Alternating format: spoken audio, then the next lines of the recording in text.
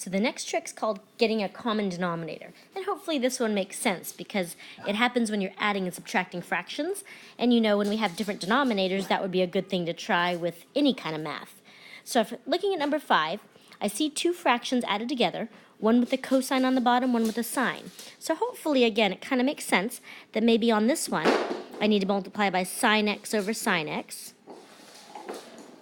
And then on the other one, I'm going to multiply by cosine x over cosine x.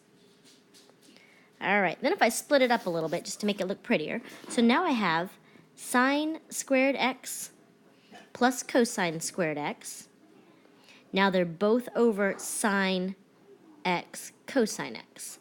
Okay, now again, kind of keep your eyes set on what I'm trying to get it to be. I'm trying to get it to be secant cosecant. Now, look at your Pythagorean identities. Anytime you see sine squared plus cosine squared, your brain should start replacing it with a 1. Okay, so anytime it's sine squared plus cosine squared. So now I have 1 over sine x cosine x. Okay, and that can always be split up. I don't need to see this next step, but some students want to see it while they're just kind of getting used to these. So I'm going to show you another step that maybe you need to see, maybe you don't. So I'm going to split it up as 1 over sine times 1 over cosine. Okay, now consider your reciprocal identities. 1 over sine is cosecant. 1 over cosine is secant. Got it.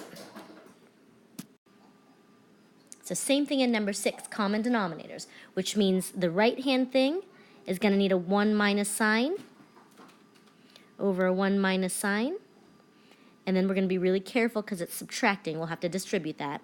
And then the left-hand part is going to need a cosine and a cosine. All right, let's write it a little prettier now. It goes cosine squared x minus, I'm going to write it out so I don't mess up that negative, sine times 1 minus sine. And then the denominator is cosine x times 1 minus sine x. Now, just like in that problem a little bit ago, I'm not going to distribute the denominator, okay? I'm not going to mess with it just yet. I might have to, but right now I'm not going to mess with it. Right now I'm just going to worry about the numerator. Let's go ahead and distribute. So now I get cosine squared x minus sine x plus sine squared x. And the denominator, again, I'm not going to mess with it yet unless I have to later. I still have the same denominator.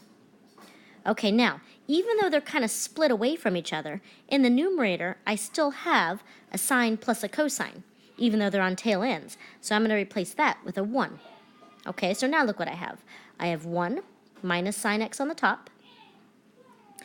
In the denominator, I have a cosine x times a 1 minus sine x. Okay, now my algebra tells me I can go like this, bink, bink, gone. And I have a 1 on the top and a cosine x on the bottom.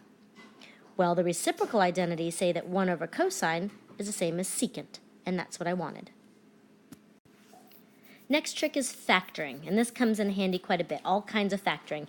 Product and sum, difference of squares, GCFs, all kinds of factoring. So look for factoring whenever you can. So when I look at number 7, the left side, not a whole lot I can factor really, but the right side, I could take a sine squared out of. So let's go ahead and do that. Take a sine squared out of this. I get 1 minus sine squared left. And then this cosine x on the end, I'm just going to kind of leave him there. Okay, now, 1 minus sine squared, if you think of your Pythagorean identities, and you write it around a little bit, that's going to be cosine squared. All right, and I still have a sine squared at the front. And then I have a regular cosine on the end. Okay, take a peek at what we want. I want a sine squared. I have a sine squared. I want a cosine cubed. Now I have it. Look at that. So my final answer, just rewrite it. I know it seems silly to rewrite, but the final answer should look just like what you have there.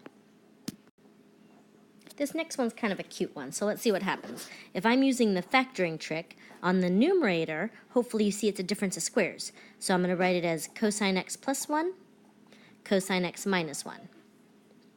All right, and on the bottom, let's do a little GCF.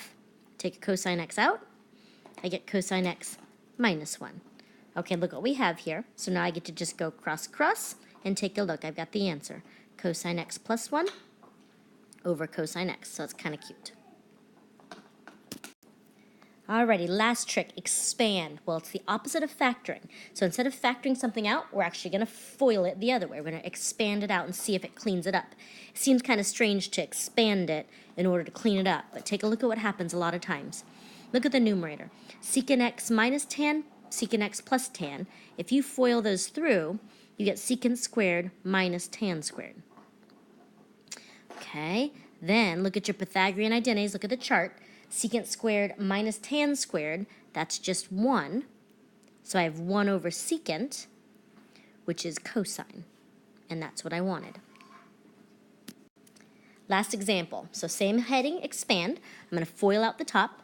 Secant squared x minus 1 over sine squared. Okay, this one's going to be a little bit harder. Then we think, okay, secant squared minus 1, that's the same as tan squared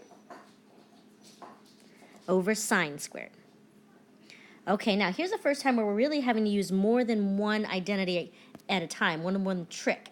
Okay, so the trick we're going to try now, we're going to combine it. We're going to start turning tan into sines and cosines. Okay, so see what I have. Now I have sine squared over cosine squared, because that's what tan is, over sine squared. Okay, and then you guys know by now in math we don't like that double division there. So I have sine squared over cosine squared. Instead of divided by sine squared, how about multiplying by 1 over sine squared? Okay, and then we see cross cross, 1 over cosine squared, which is secant squared. Alright, now that's the end of the second video. On the back of this, if you look, there's 4 more practice problems. I don't need you to try them. We're going to do those in class tomorrow. But I probably know some of you are going to be a little bit curious to see if you could do them. So if you want to try them, 11, 12, 13, 14, go for it. And then jump in and we're going to go over them in class tomorrow.